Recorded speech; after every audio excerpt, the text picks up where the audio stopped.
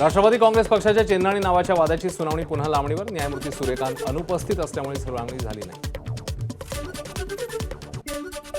साताऱ्याच्या फातेपूरमधील 3 वर्षांच्या कर्णबधीर चिमुकल्याला उपमुख्यमंत्री एकनाथ शिंदेंची मदत. आई मजुरी करत असताना मुलाला दगडाला बांधून ठेवत असल्याचा व्हिडिओ झाला होता व्हायरल. बांधकाम कामगारांसाठी राज्य सरकारची महत्त्वाची घोषणा. 60 वर्ष पूर्ण केलेल्यांना निवृत्ती वेतन मिळणार. कामगार मंत्री आकाश फुंडकर यांची घोषणा. पीओपी बंदी विरोधात ठाण्यातील मूर्तिकार संघटनेची हायकोर्टात याचिका. पर्यावरणपूरक उपाययोजना आत्मसात का करत नाही, हायकोर्टाचा याचिकाकर्त्यांना सवाल. केंद्र सरकारला प्रतिवादी बनवण्याचे निर्देश. सुनावणी 23 एप्रिलपर्यंत तर. मराठी असल्यामुळे डायमंड असोसिएशनचं सभासदत्व न दिल्यानं ठाकरेंची शिवसेना आक्रमक. डायमंड असोसिएशनच्या कार्यालयात जाऊन बोर्डाला फासलं काळं. सर्व नियमावली पूर्ण करून देखील सभासदत्व न दिल्यानं ठाकरेंच्या पक्षाने विचारला जाब.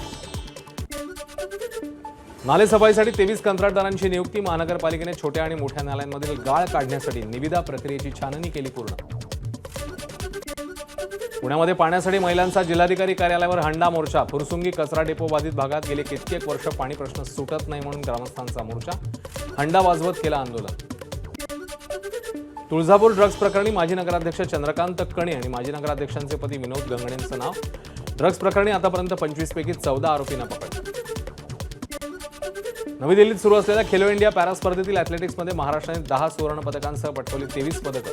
6 रौप्य 7 कांस्यची कमाई. पॅरा स्पर्धेत 23 पदकं पटकावण्याची महाराष्ट्राची प्रथमच कामगिरी. एबीपी माझा, उघडा डोळे बघा नीट.